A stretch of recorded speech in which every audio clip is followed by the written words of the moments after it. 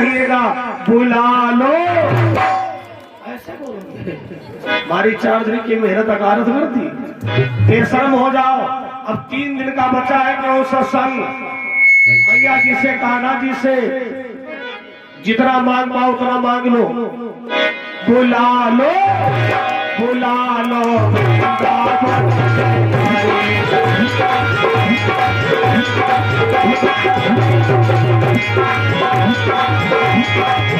मेरी गीते उमरिया सारी, मेरी गीते उमरिया सारी, मेरी गीते उमरिया सारी, मेरी गीते उमरिया सारी। बुला लो बुला लो बुला लो,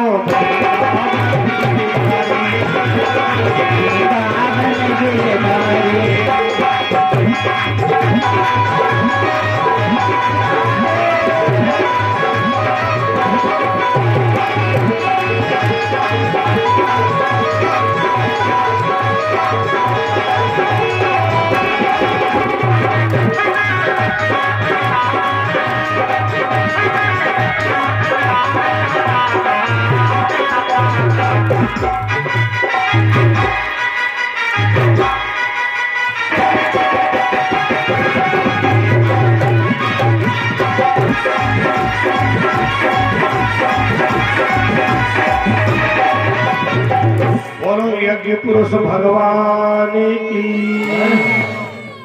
हाँ बंधु, 4 दिन की सेवा में हमने यही प्रयास किया ज्यादा से ज्यादा पुराणों की बातें आपको बताई जाए। जो सतयुग में माता लक्ष्मी थी, त्रेता में वही माता सीता हुई है, और द्वापर में वही रुक्मणी नाम से अवतरी है। धर्मप्रिय सज्जनों, हर माता पिता की चिंता बढ़ने लगती है जब लड़की शादी के योग्य होने लगती है। बड़े सरल भाषा में समझाऊंगा।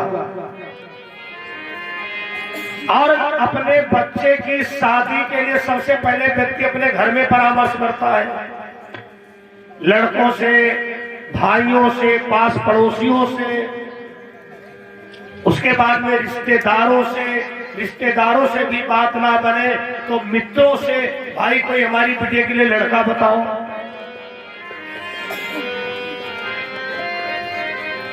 लड़की के विवाह में सबसे पहले गोस्वामी बाबा तुलसीदास जी लिख रहे हैं, घर, कुल और बर,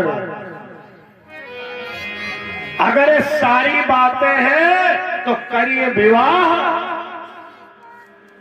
उत्तम वो विवाह माना जाता है। लेकिन 2 लाइन में कहना चाहता हूं, कोई लोग अपने ऊपर मत लेना। हम लोगों में विश्वा चलते हैं। हे भगवान, अगर कहीं ठीक ठाक विश्वा है और लड़का थोड़ा गोरा चिट्टा है, ठीक ठाक अगर पढ़ाई कर लिया, और जब लड़का शादी के योग्य होने लगे तो उनके घर वालों की ट्यूनिंग जरा देखो, ट्यूनिंग आप केवल, हम सोच रहे हैं आपके लड़के के लिए कोई शादी लेकर के आए, आई चाहे कौन हो, अरे भैया क्या बताए, एक संडीला से आई, एक हरदोई से शादी आई, एक लखीमपुर से आई, लेकिन हमारा लड़का हाँ ही नहीं कर रहा है।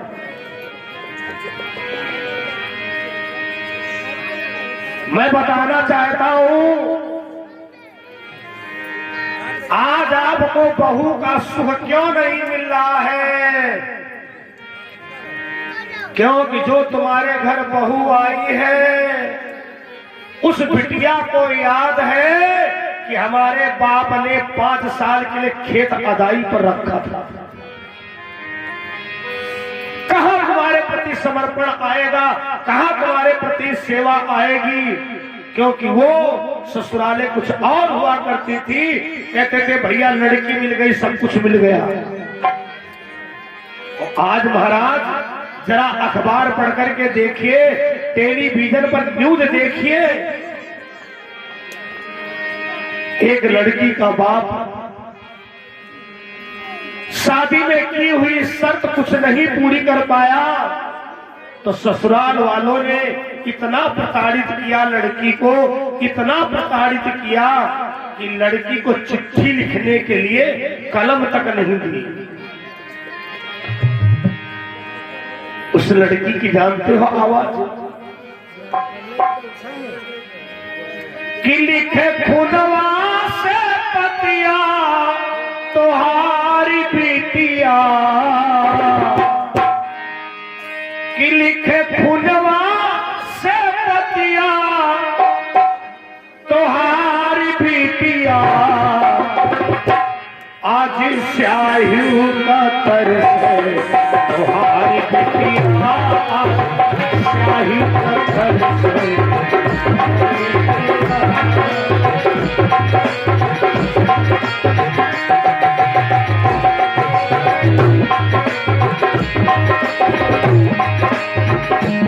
लिखे खुनवा से पतिया तोहारी बिटिया, लिखे खुनवा से पतिया तुम्हारी बिटिया,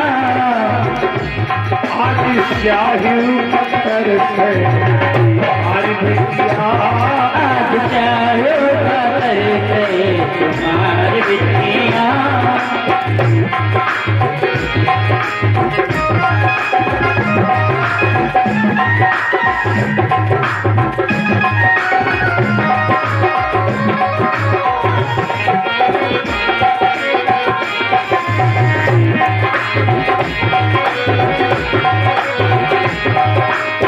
और लड़की कहती है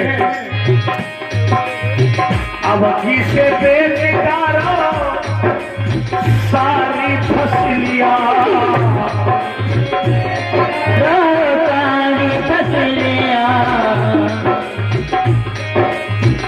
अब घी से बेचारा सारी फसलिया, अब घी से बेचारा सारी फसलिया,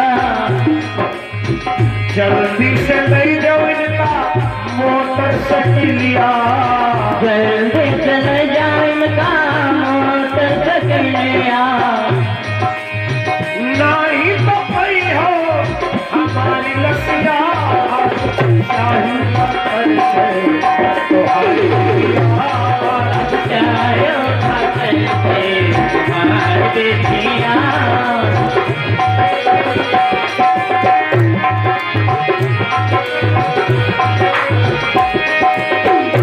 लिखे अंगुरी का चीरी तोहारी बिटिया, लिखे अंगुरी का चीरी तुम्हारी बिटिया, आज स्याही पत्थर से तुम्हारी बिटिया, स्याही पत्थर से तुम्हारी बिटिया। तो देखो विवाह के समय में कुल घर और बर ये सारी बातें देखी जाती है। रुक्मणी के पिताजी ने अपने पुत्रों से कहा, रुकुम रूपक, तुम्हारी बहन रुक्मणी विवाह के योग्य हो रही है, क्या तुमने अपनी बहन के लिए कोई लड़का देखा है? रुकुम पीर ने अंत में और कहा हृदय का हाल, तात रुक्मणी योगी है नरेश शिशुपाल।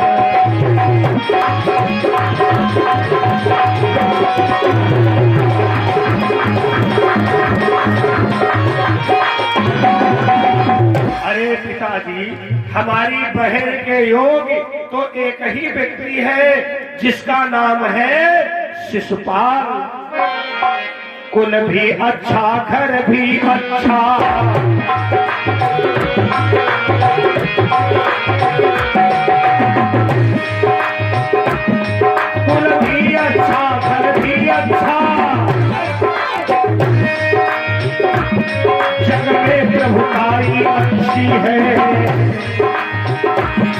अब तारे से कहते हैं हर घरे सगाई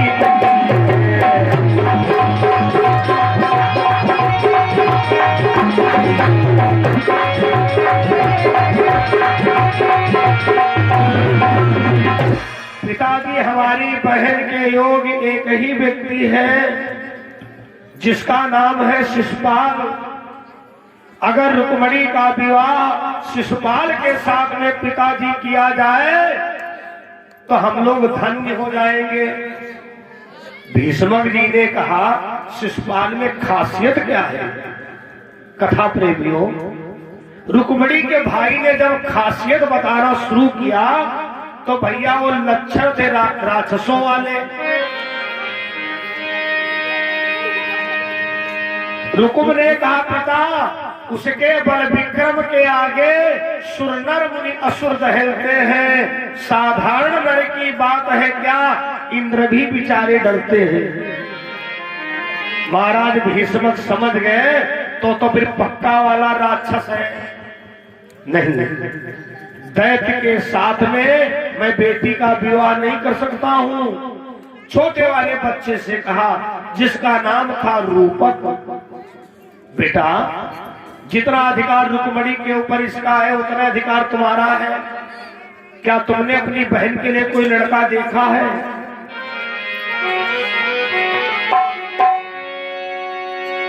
छोटे वाले बच्चे ने कहा पिताजी है पुरुष रतन जो पुरुषों में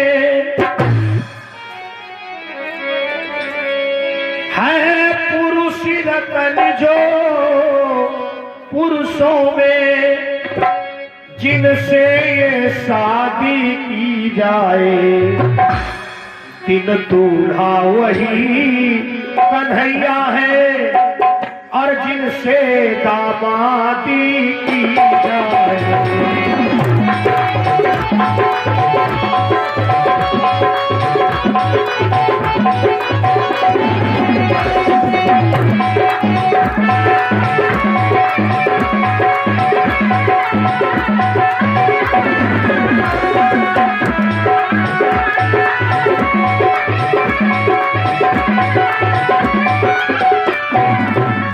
देखो पिताजी, पुरुषों में पुरुष रतन अवतारी पुरुष श्री द्वारिकाधीश महाराज, अगर कृष्ण जी के साथ में रुक्मणी का विवाह हो तो निश्चित अपना वंश धन्य हो जाएगा।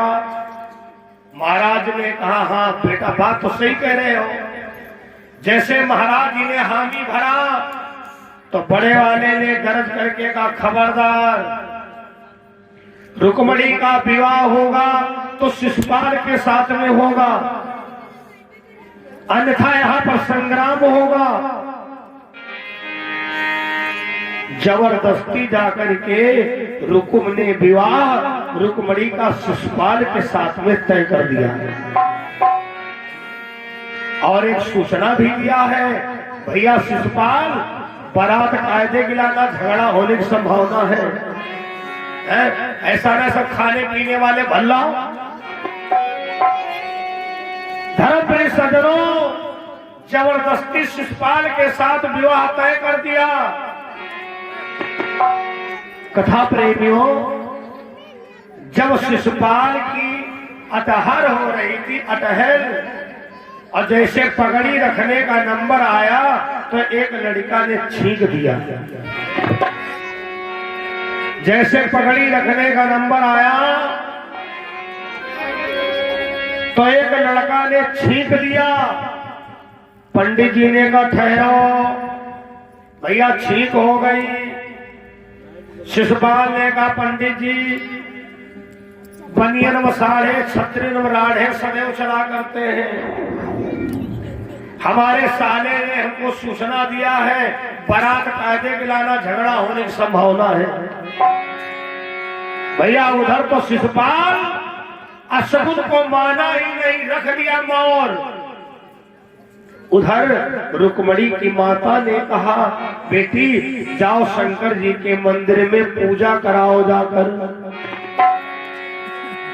भगवान भोले बाबा की बेटी पूजन कराओ जाकर।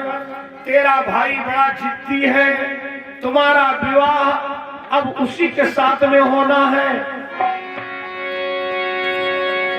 जिस समय रुक्मिणी भगवान भोले बाबा के मंदिर में गई और प्रार्थना करने लगी, हे भोलेनाथ, हमको और कुछ नहीं पता है, कहाँ के रहने वाले हैं, कौन उनका कुल है, बस इतना जानती हूँ वो द्वारिका के राजा हैं।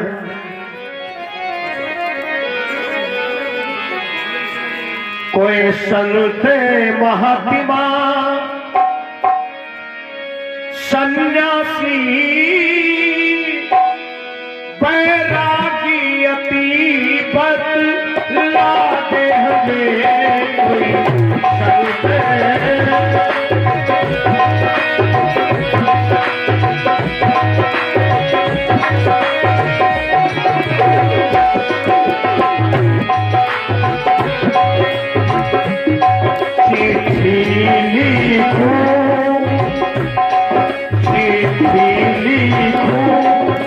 घनश्याम तुम्हें सही बता जाए।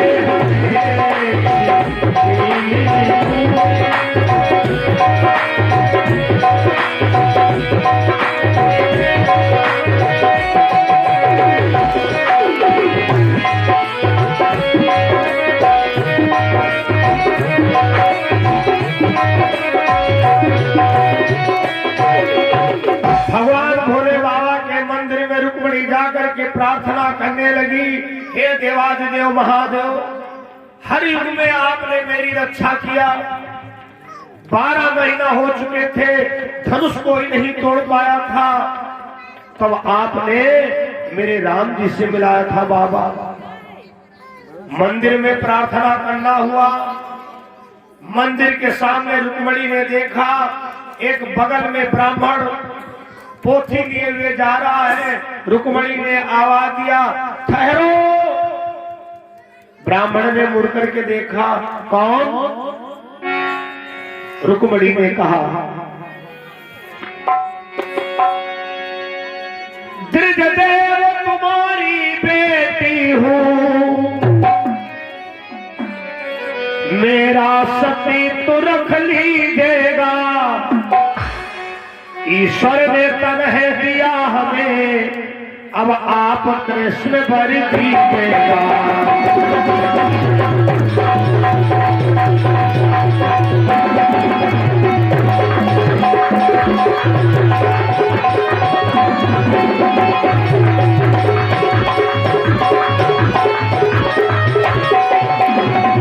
हे ब्राह्मण देवता, आप हमारे पिता तुल्य हो, मैं तुम्हारी बेटी हूँ। ब्राह्मण ने कहा, रे रुक्मिणी क्या कह रही हो, तुमने मुझे पिता बना दिया, अब तुमने हमारे ऊपर इतनी जिम्मेदारी डाल दिया है, जो भी तुम्हारी मुसीबत है वो मुझे मुसीबत दूर करना पड़ेगा। बेटी कहो रुक्मिणी क्या चाहती हो? रुक्मिणी ने कहा, हमारे बड़े भाई ने हमारा विवाह एक राक्षस के साथ में तय कर दिया है, मेरे पिता उसके साथ में नहीं चाहते, मेरा छोटा भाई उस दैत्य के साथ में मेरा विवाह नहीं चाहता है। बेटी तो तुम क्या चाहती हो? रुक्मिणी ने कहा, हे ब्राह्मण देवता, मैंने तुमको पिता माना है, और पिता के सामने पुत्री कैसे कह सकती है, बस आप इतना समझ लो, अगर मेरा विवाह द्वारिकाधीश के साथ में हो जाए तो मेरा जीवन धन्य हो जाएगा। ब्राह्मण ने कहा, बेटी अगर ऐसी बात है तो मैं तेरा पिता होने के नाते, धर्म पिता होने के नाते मैं द्वारिकाधीश महाराज के हाथ जोड़ूंगा, अगर आवश्यकता पड़ेगी बेटी तो पैर भी पड़ जाऊंगा। रुक्मिणी ने कहा, पितामह इतना याद रखना, कहीं आज का दिन बीत ना जाए, क्योंकि शाम को शिशुपाल की बारात आने वाली है। कह देना ये दिन बीत गया,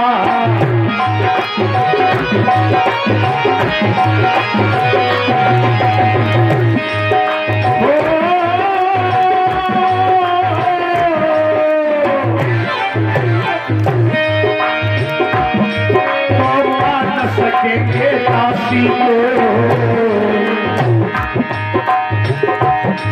कह देना ये दिन बीत गया, कह देना ये दिन बीत गया, तो काम सकेंगे दासी को।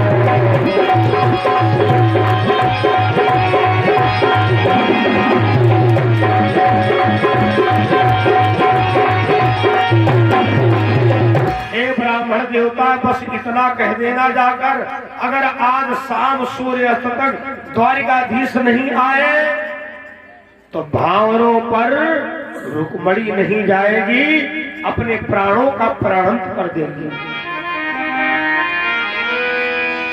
ब्राह्मण ने पत्र लिया और द्वारिका के लिए प्रस्थान किया। जिस समय पर द्वारिकाधीश के द्वारे पर वो ब्राह्मण पहुंचा, मजाल क्या कोई संतरी कोई चौकीदार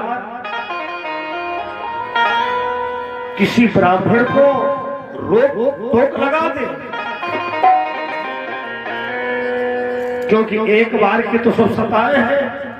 सुदामा नाम ब्राह्मण को रोका था, द्वारिकाधीश ने सबकी फटकार लगाई, तुम सबकी हिम्मत कैसे हुई? अरे तुमको सबको नहीं पता है, राजा महाराजा और ये राजगद्दी जब ही लंबी आयु प्रदान होगी जहां पर ब्राह्मणों का वेद पाठियों का सम्मान होगा। जैसे द्वारिकाधीश महाराज को पता चला कि एक ब्राह्मण आपसे मिलने के लिए आया है, भगवान उठकर के खड़े हो गए और ब्राह्मण को आसन पर बैठाना। कहो पंडित जी कहां से आए हो? आज भक्तों ब्राह्मण के आंखों में आंसू बहने लगे।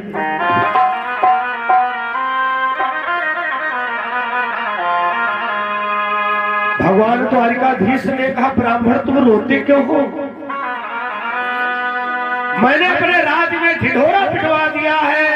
अगर कोई ऋषि मुनि साधु संत को सताएगा तो द्वारिकाधीश का असली दुश्मन कहलाएगा। ब्राह्मण ने कहा, हे केशव, आपके राज में संत महात्मा लोग यज्ञ कर रहे हैं, पूजा कर रहे हैं, बहुत अच्छे से सब रह रहे हैं, लेकिन जानते हो हम क्यों रो रहे हैं? भगवान बोले, तुम क्यों रो रहे हो? तो ब्राह्मण ने कहा कि मैं एक लड़की का पिता हूं। अरे लड़की के पिता हूं मतलब? क्या आपकी बेटी के विवाह के लिए तुम्हारे पास धन नहीं है? जितना सोना जितना चांदी चाहिए हो सब आपको दिला देंगे। ब्राह्मण रोने लगा, हे द्वारिकाधीश, मैं बहुत धर्म संकट में हूं, मैंने अपनी बेटी को डांटा फटकारा। अरे बेटी, चाहने से ये सब नहीं होता है, ये तो विधाता के वहां से सब रिश्ते बनकर के आते हैं, लेकिन वो बड़ी पागल लड़की हमारी है। भगवान बोले, मतलब? ब्राह्मण बोला, है गया धाम मैं कुंडलपुर से आया हूं।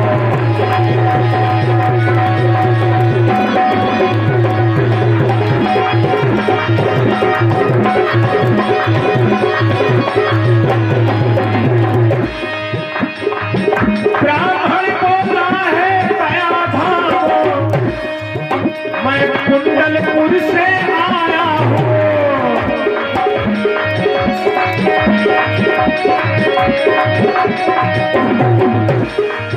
रुक्मणी चरण की तेरी है, उसका संदेश आया।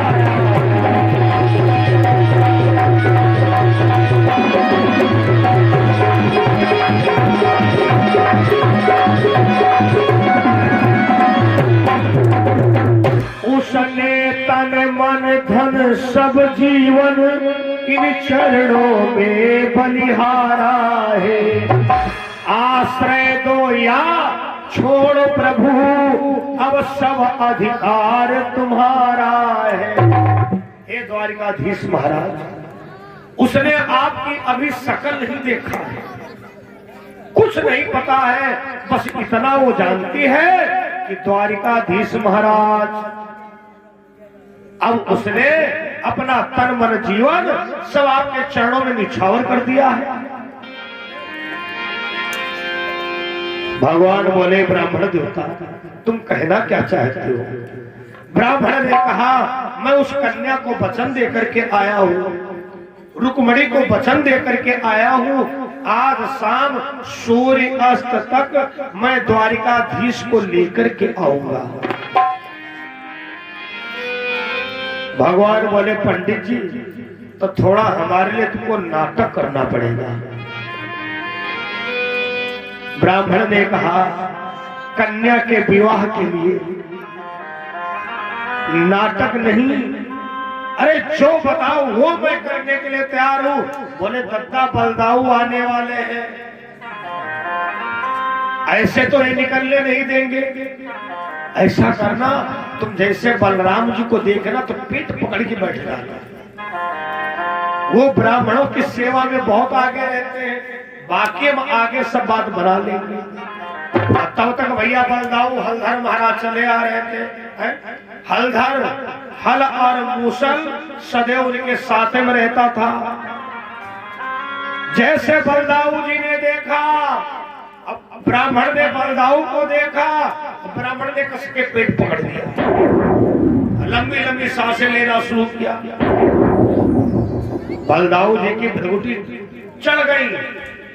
एक भैया तुमको तमीज बिल्कुल नहीं है, घर आया हुआ ब्राह्मण परेशान है, पेट पकड़े बैठे हैं, अगर कहीं घर के अंदर मर गया तो ब्रह्म हत्या का दोष लगेगा। पंडित जी क्या बात? अरे बोले, भैया बलदाऊ पता नहीं अचानक क्या हो गया, मेरे प्राण निकले जा रहे हैं। अरे कन्हैया जल्दी से लेकर के जाओ, अच्छे वैद्य को दिखाओ। कन्हैया ने कहा, बात दत्ता जाते हैं और आते हैं। घर के बाहर निकले, कन्हैया ने कहा, पंडित जी जल्दी रथ में बैठो। अब ये बताओ चलना किधर है? ब्राह्मण ने कहा, कुंडलपुर की ओर चलना है। और उधर रुक्मिणी गिरिजा जी के मंदिर में बैठी एक ही निवेदन कर रही है,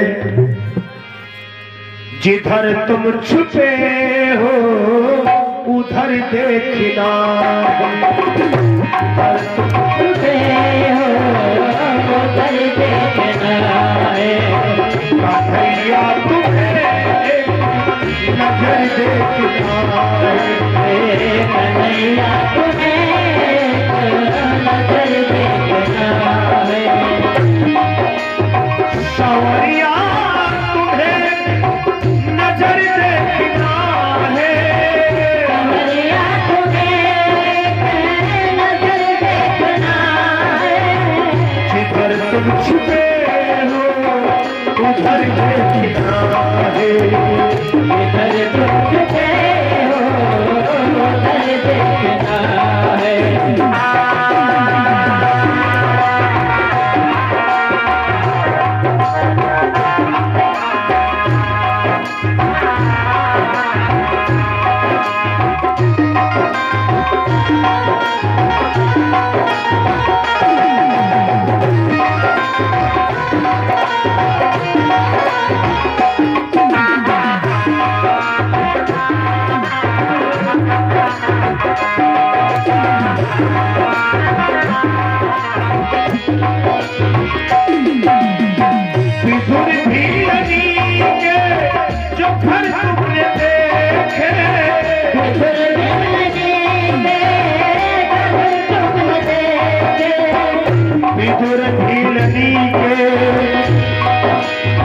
जो घर तुमने देखे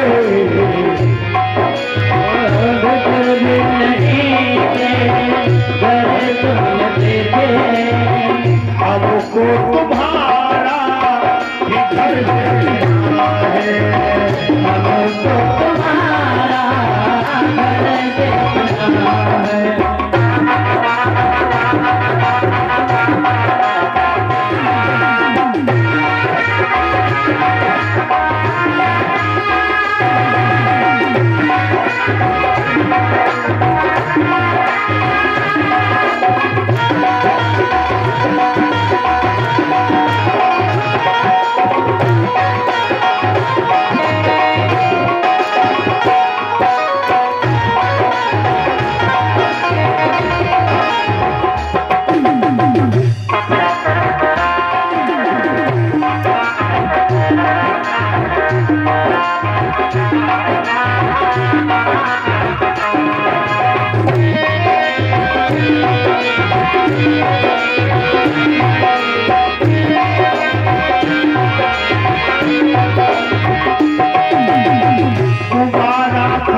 हाथ नेकी गज को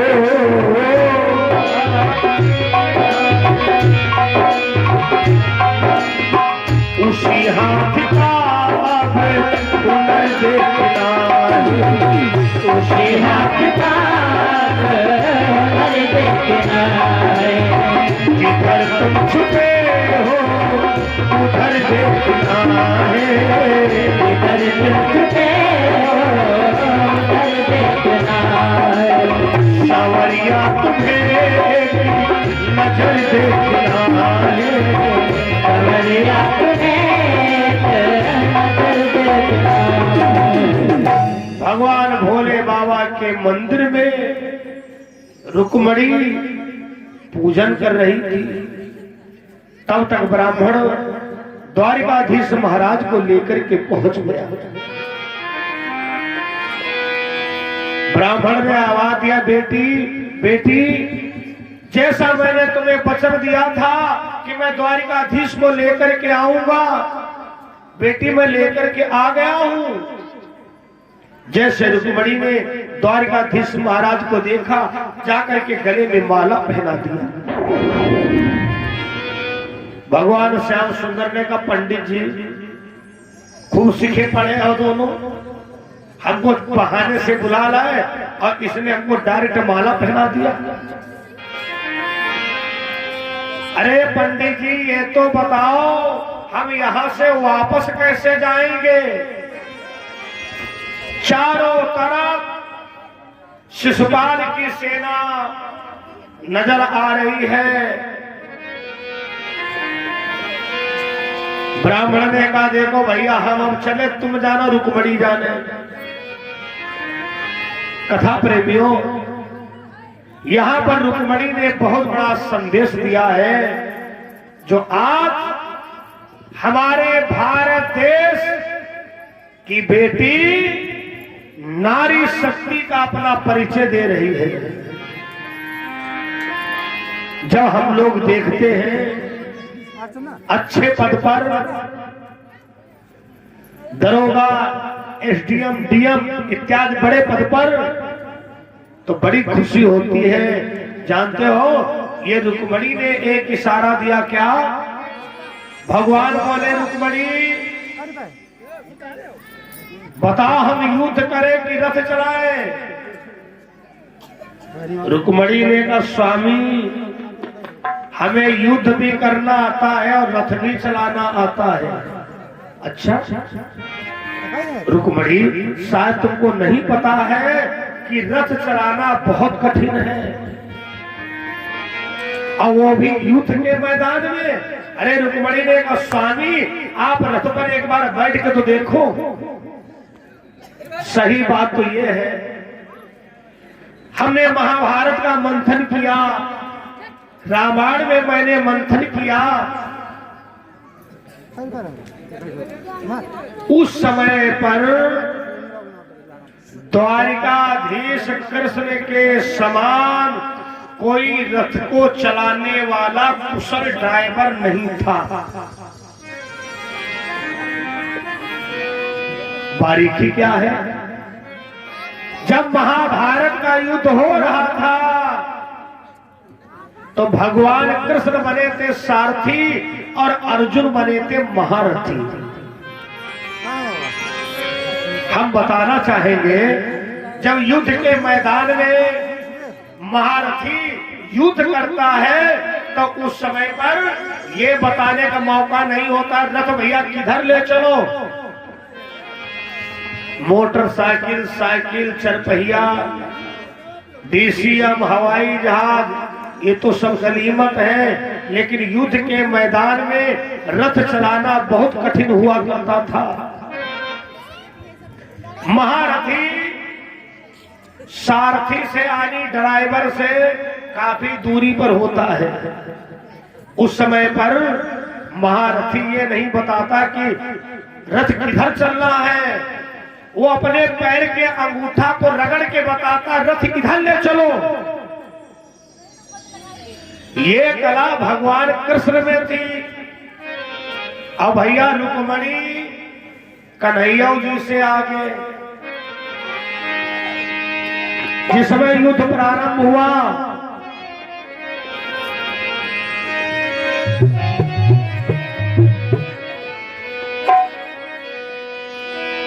अरे मारी मोहनी की न राक्षस सह सके,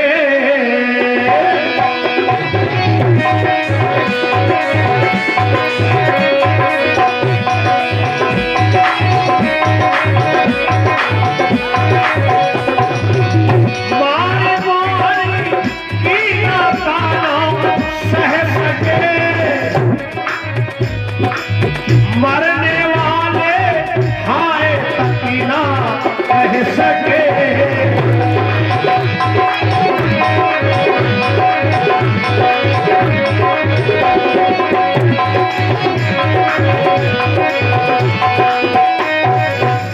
भगवान श्याम सुंदर युद्ध कर रहे हैं।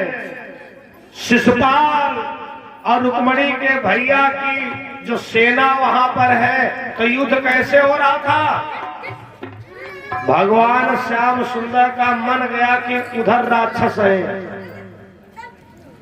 पैर के अंगूठे से नहीं इशारा दिया। अब भगवान का रथ वहां पहुंच गया। भगवान बोले रुक्मणी, हम तो समझते थे कि रथ के ड्राइवर हमें नंबर 1 के हैं, लेकिन धन हो रुक्मणी, हमें तो अर्जुन पैर के अंगूठे से इशारा देते थे, लेकिन हमने तो तुमको कोई इशारा भी नहीं दिया। रुक्मणी ने कहा स्वामी, हम आपके मन को देख करके रथ चला रही थी कि मन आपका कहां जा रहा है। तब तक भैया बलदाऊ जी भी आ गए। बलदाऊ जी ने देखा यहाँ तो युद्ध चल रहा है। मर गए कई, कट गए कई,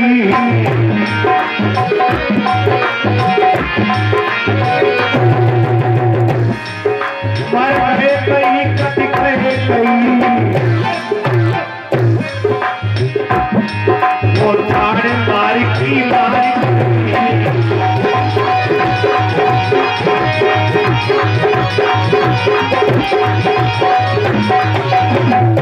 तब तक भगवान श्याम सुंदर ने देखा बलदाऊ जी ने युद्ध शुरू कर दिया। सारी सेना मारी गई। शिशुपाल की कथा प्रेमियों, जब रुक्मणी के भाई की ओर सुदर्शन चक्र बढ़ा तो रुक्मणी हाथ जोड़ के बोली, केशव मेरे भैया के प्राण दान दे दो। भगवान बोले रुक्मणी पागल हो, ये वही तुम्हारा भाई है जो एक राक्षस के साथ तुम्हारा विवाह करवा रहा था, और तुम अपने भाई के प्राणदान मांग रही हो। रुक्मणी ने कहा स्वामी, अगर मेरा भैया मर जाएगा तो आने वाले समय में जानते हो लोग क्या कहेंगे। हाय रुक्मणी अपने विवाह के कारण अपने भाई को मरवा डाला। भगवान मुस्कुराए और रुक्मणी के भाई को प्राण दान दिया। ध्यान कथा में रखें, क्योंकि हमारा जितना समय कथा का है उसमें पूरी कथा था। धर्म परिषदों रुक्मणी के भाई को प्राणदान दिया है और उसके बाद भगवान रुक्मणी को द्वारिका लेकर के आए। जब द्वारिका लेकर के आए, रुक्मणी के पिता को जब पता चला कि हमारी बेटी रुक्मणी को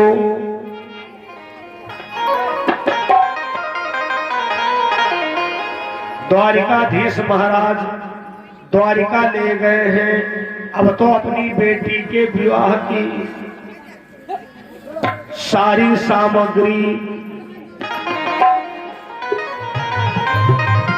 तैयार करके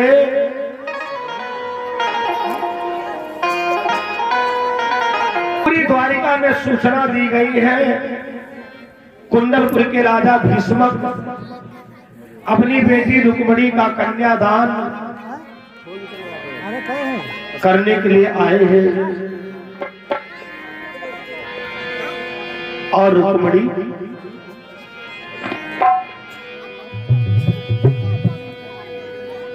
महलों में श्रृंगार कर रही है।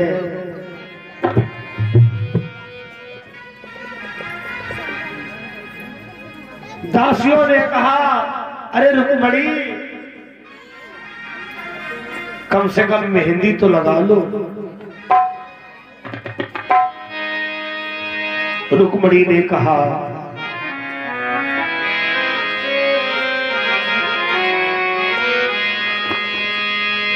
ऐसे परी को क्या बरू, ऐसे परी को क्या बरू जो जग में और मरी जाए, परी गिरधर लाल को जो जुड़ लो अमर हो जाए। ये रुक्मणी के विवाह का रुक्मणी मंगल मेहंदी गीत है। जो लोग रुक्मणी विवाह में अपना दान करते हैं, आप बारी बारी से आते रहिएगा और कहे, आओ मेरी सखियों मुझे मेहंदी लगा दो, मुझे श्याम सुंदर की दुल्हन बना दो, मुझे श्याम सुंदर की दुल्हन बना दो, हमें श्याम सुंदर की दुल्हन बना दो, हमें श्याम सुंदर की दुल्हन बना दो, दुल्हन बना दो, दुल्हन बना दो, दुल्हन बना दो, दुल्हन बना दो, हमें श्याम सुंदर की दुल्हन बना दो, हमें श्याम सुंदर की दुल्हन बना दो।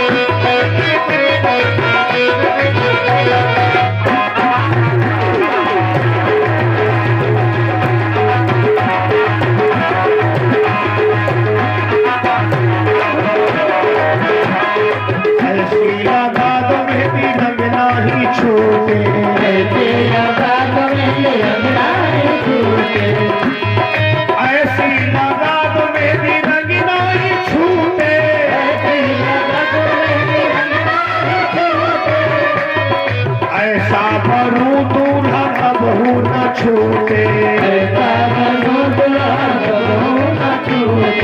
ऐसा वरु दूल्हा कबहू न छूटे,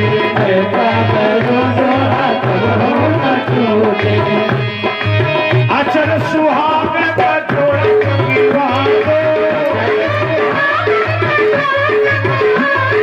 हमेशा सुंदर की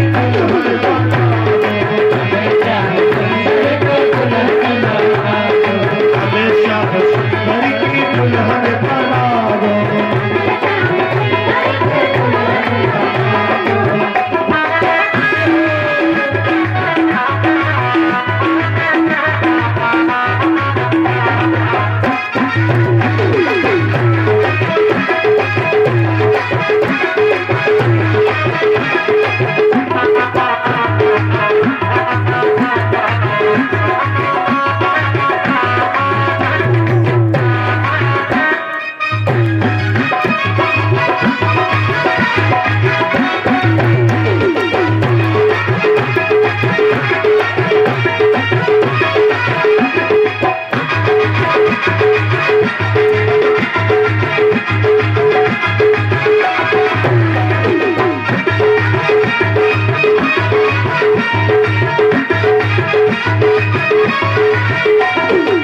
सत्संग ने मेरी बाती चलाई,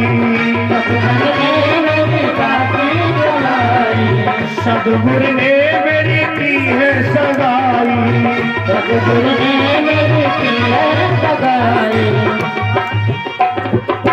बोलो कृष्णचंद्र भगवान की जय, सदगुरुदेव भगवान की जय हो।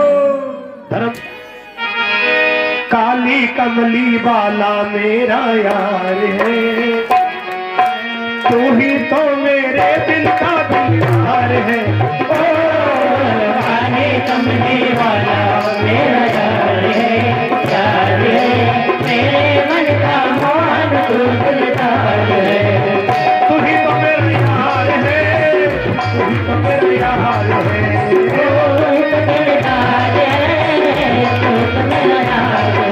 काली कमली वाला तेरा है हो, मेरे मन का मोहन दिलदार है हो।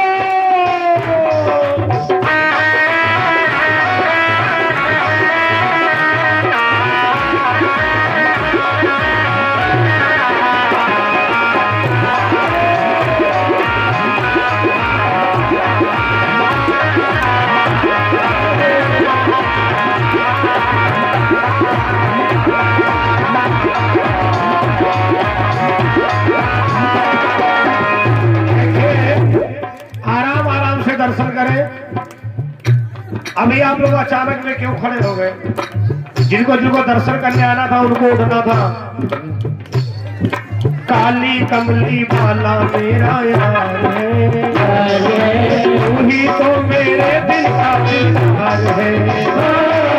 काली कमली वाला मेरा यार है, मेरे मन का मान दिलदार है। तू ही तो मेरा यार है, तू ही तो दिलदार है, तू ही तो मेरा यार है, तू ही तो दिलदार है। देखिए आप लोग बैठ जाओ, सबको नाचने का मौका मिलेगा, चिंता ना करो। सबको नाचने का मौका मिलेगा, सबको हमारी विदाई करने का मौका मिलेगा।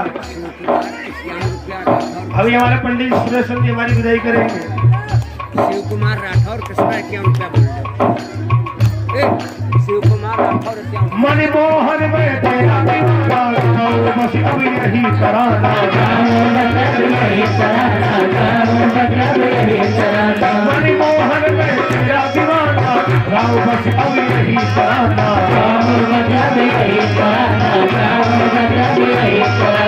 क्या आए श्याम सलोने तू मेरा दिलदार है। ठीक है, जो लोग झांकी दर्शन कर रहे हो मीठी मीठी ताली बजाते रहे, बैठे बैठे घूमते रहो ऐसे। श्याम सलोने तू मेरा दिलदार है, तू ही तो मेरे दिल का दिलदार है।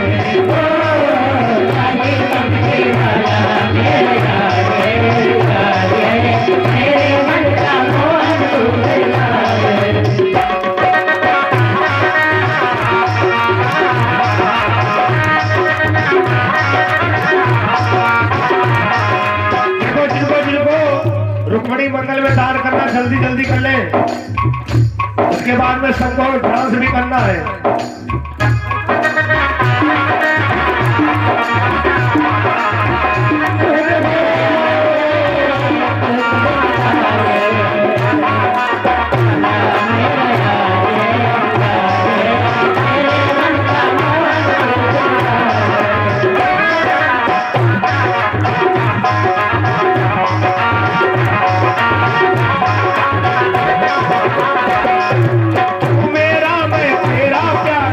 जीवन अब तेरे हवाले,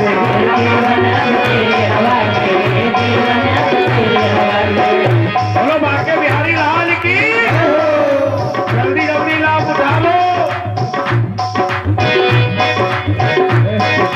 तू मेरा मैं तेरा प्यारे, ये जीवन अब तेरे हवाले,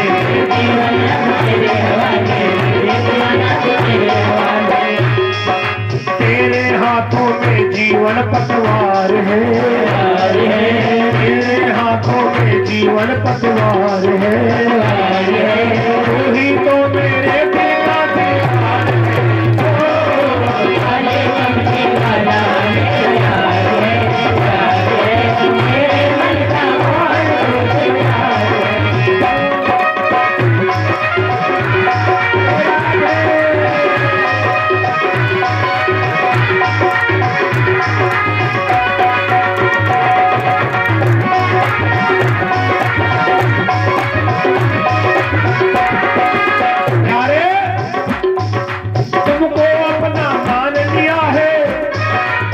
जीवन तेरे नाम किया है,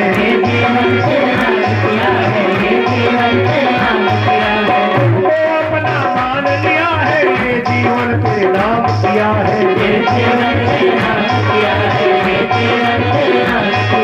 शुक्ला को बस खाना तुमसे प्यार है, शुक्ला को बस खाना तुमसे प्यार है, तू ही तो तेरे दिल का दीवार है।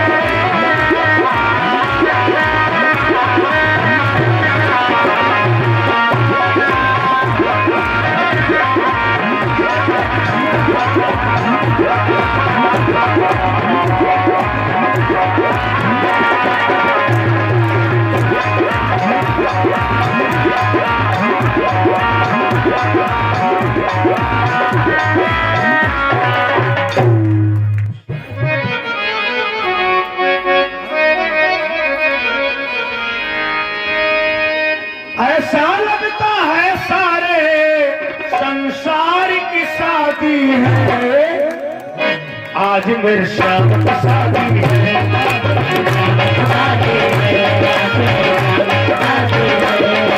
श्याम की शादी है, मेरे घर श्याम की शादी है।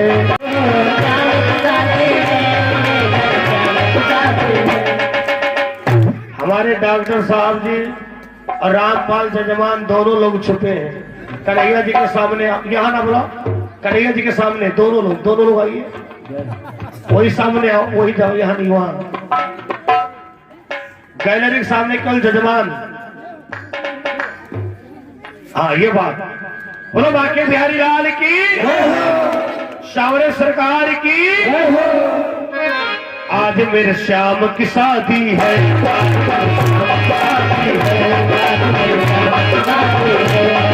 श्याम की शादी है, मेरे श्याम की शादी है।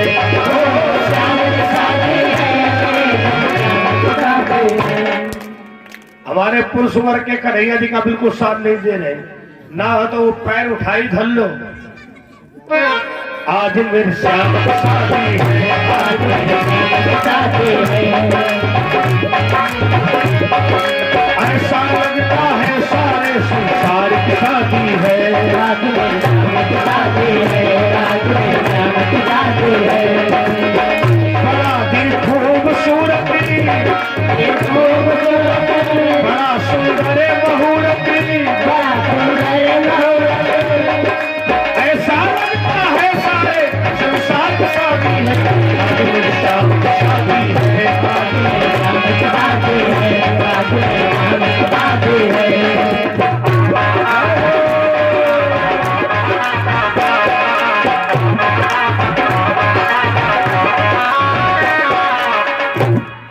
सुन मेरी मैया परू तेरी पैया, सुन मेरी मैया परू तेरी, मेरे छोटो से बाबू करीबा दे, राधा रानी से ब्याह रचे,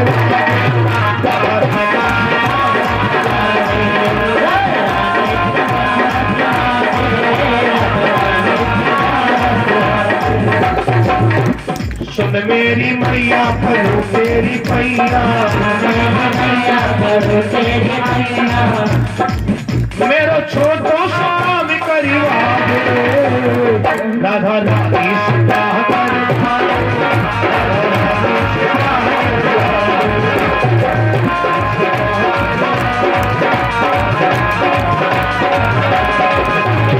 राधा सी गोरी मेरे पति में फंसी है,